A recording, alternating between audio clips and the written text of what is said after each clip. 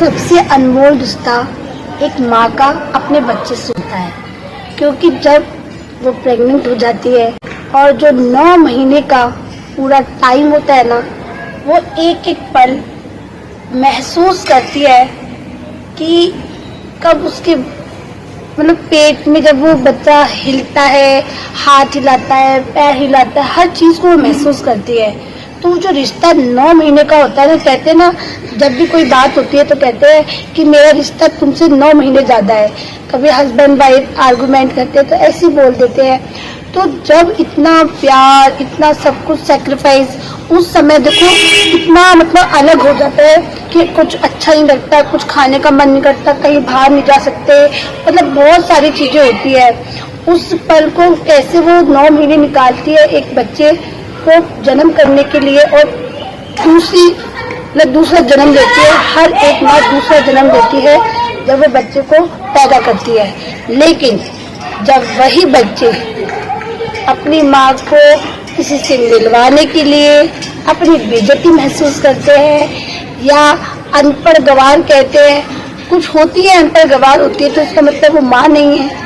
वो सब कुछ भूल जाते हैं वो बच्चे कि किस तरीके से उन्होंने, आप अगर वो नहीं होती तो क्या आप हो जाते, आप पढ़ लेते, लिख लेते, क्या कर लेते। लेकिन आप बच्चे जब उनको नीचा गिराते हैं, मतलब आपको शर्म आती है, अपने दोस्तों से मिलाने में शर्म आती है। ये वही माँ होती है जो कभी ये नहीं सोचती कि मतलब हर मोमेंट पर आपके लिए अच्छा सोचती है। सिर्फ 9 महीने नहीं कि पेट में हो तभी वो आपके बारे में अच्छा सोचती है। जब आप बड़े हो जाते हो, जब वो आपकी उंगली पकड़ के आपको चलना सिखाती है, हर एक पल में आपको एहसास दिलाती है कि मैं हूँ तेरे साथ। आप अगर जमीन पे गिर जाते हो तो वो आपको उठना सिखाती है। हर एक मोमेंट पर आपको क्या पसंद है, आपको क्या नहीं पसंद है, आपको 10 तरह की चीजें बना के खिलाती है।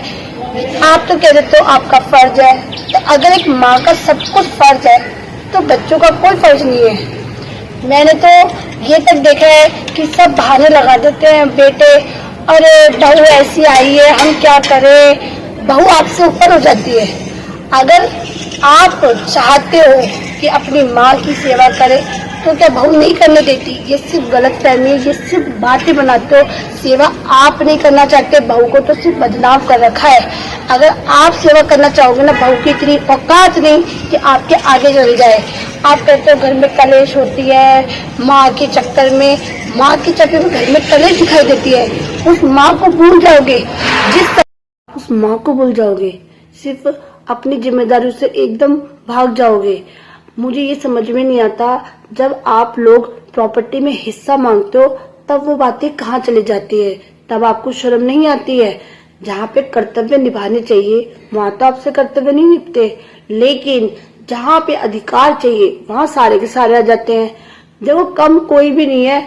और मैंने पता है एक कहानी सुनी थी कहीं पर कि एक लड़का बोलता है कि मैं माँ का कर्जा चुकाना चाहता हूँ। तो उस दिन माँ ने भी बोल दिया कि ठीक है बेटा, आज रात को तू मेरे साथ सो जाना। तो बेटा कहता है तो सोने से क्या मैं आपका कर्जा चुका दूंगा? उसने आप सो तो सही, फिर बताती हूँ। तो उसने कहा ठीक है मम्मी। फिर रात को ना उसकी मम्मी और बेटा सो रहे थे, तो रात के 12 बजे माँ ने बोला बेटा एक गिलास पानी ला देना, तो उसने ला के दे दिया। फिर रात के 2 बजे भी उसने यही मांगा, थोड़ा सा चिड़चिड़ करी पर ला के दे दिया।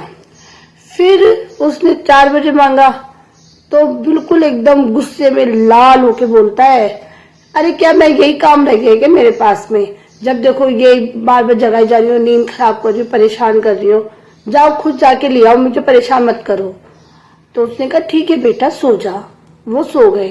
फिर सुबह उठ के उस बेटे ने फिर जिद करी कि मैं आपका कर्जा चुकाना चाहता हूँ। तो माँ ने बड़े प्यार से, बड़े मुस्कुराती के साथ कहा कि बेटा जब तू एक गिलास पानी नहीं पिला पाया अपनी माँ को तो तू क्या मेरा कर्जा चुकाएगा? तो इससे ये सब पता चलता है कि हम माँ बाप का कभी कर्जा नहीं चुका सकते हैं। इसलिए हम कोशिश कर सकते हैं कि हम अपनी माँ बाप की सेवा करें। जिस समय ये सारे अनाथ आश्रम खाली हो जाएंगे ना, तब हमें लगेगा कि हाँ हमने अपने माँ बाप के लिए कुछ किया है।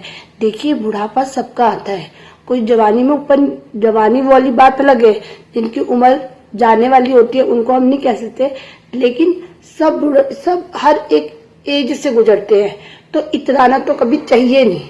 लेकिन बहुत लोग इतराते हैं, जैसे वो तो कभी बुढ़ापे की शक्ल नहीं देखेंगे। तो ये सब चीजें बंद कर दीजिए। अगर आप लोगों को मेरी बातें सही लगती हैं तो प्लीज कमेंट बॉक्स में जरूर बताना। मैं भी देखती हूँ कौन अपनी माँ से प्यार करता है, कौन अपनी माँ के बारे में कुछ अच्छा लिखेगा, कुछ यूनिक लिखेगा, ये पता चले कि हाँ आज के जमाने में भी कुछ लोग हैं जो अपनी माँ से प्यार करते हैं और माँ की सेवा करते हैं। ठीक है गाइस, मैं जाती हूँ। थैंक यू, आपने इतना देखा।